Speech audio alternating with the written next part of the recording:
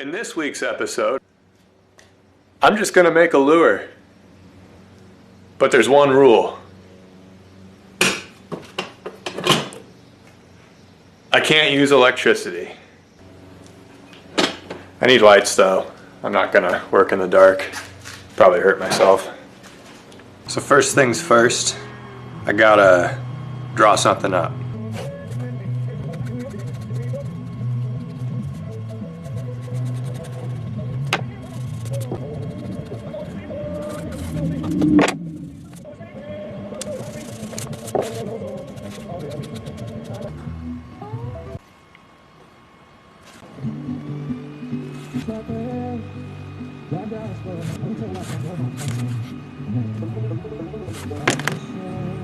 So I drew that on cardstock paper because it's thicker and I can't just throw this in a printer or a scanner and make a copy because that's using electricity. I'm going to need to be able to peel it back off and use the gills that I drew as stencils and then use the wires that I drew for the wire form too. For this bait, I'm going to be using aspen wood.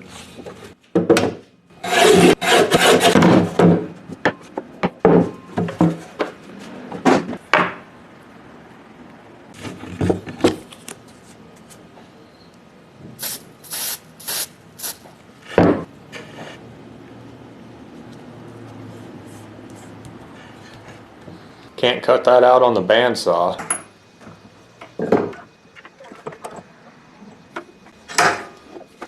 Got to use one of these. I haven't used a coping saw in years.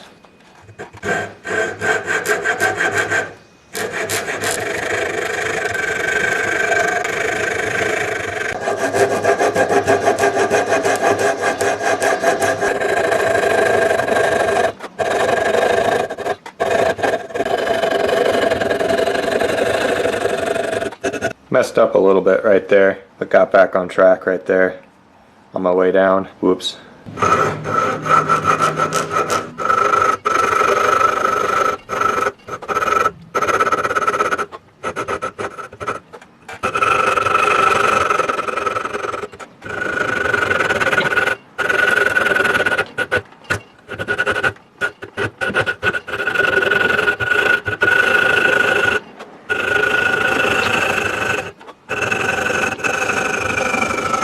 That was a lot of work just to get it cut out. Okay, now I'm gonna probably use a chisel and a rasp and some sandpaper and get this profile more accurate, not so raggedy.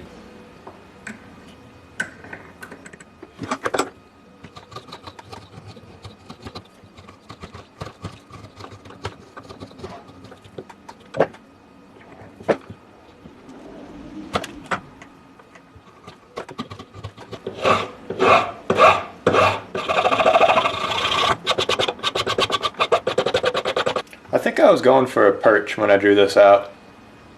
That's kind of what it's starting to look like. But that's the profile. Now I'm going to give it some shape from this direction. Kind of taper the end and taper the head.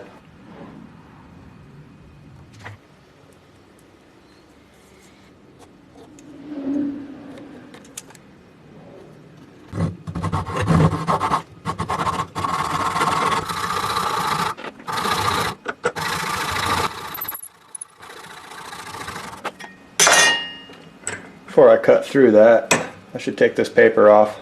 Hopefully it comes off nicely. Well, actually, I gotta cut that lip. I should do that right now. So I'm gonna transfer right here and right here, parallel across the bait.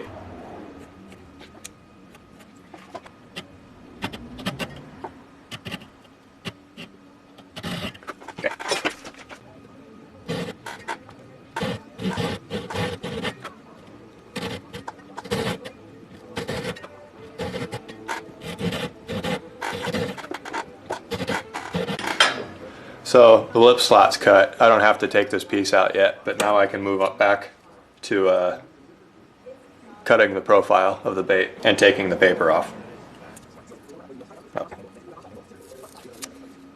I think I can still use that. The paper tore, but I think I can still use the stencil for the gills. Now I can finish this cut.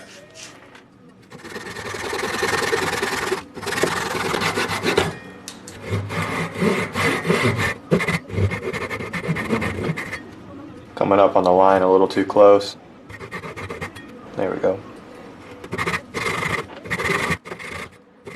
Now I'm coming off of it a little too much. If I was using power tools, I wouldn't care how close I am or not to the line because I can just make it perfect with the disc sander afterwards.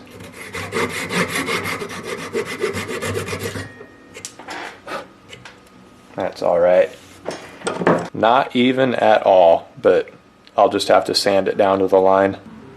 I've noticed so far you really got to be aware of a lot more stuff if you're not going to use power tools while making a bait. Because I guess essentially what I'm doing is just using hand tools to make this lure, and there's a lot more you gotta like control.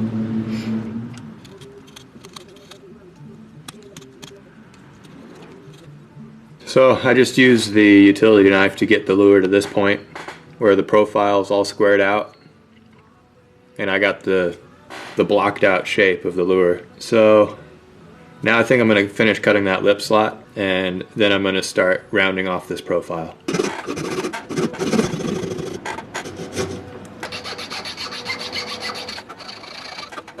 It's all squared off. Fits into the lip material really snug too. 1/8 inch thick Lexan polycarbonate. So now I'm going to mark out the chamfers, essentially the material that I'm going to be cutting off of every corner, and cut all that off.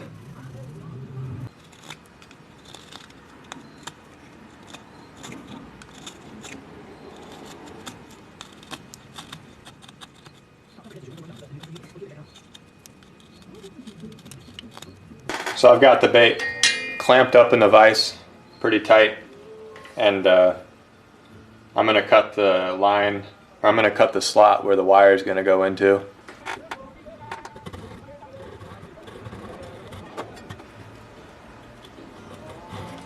Ow. Cut myself a little bit. That tends to be when you hurt yourself, is when you're doing stuff you're not used to. This is a really sharp saw too. There. Slot's cut. Trying to get the slot thicker with some sandpaper.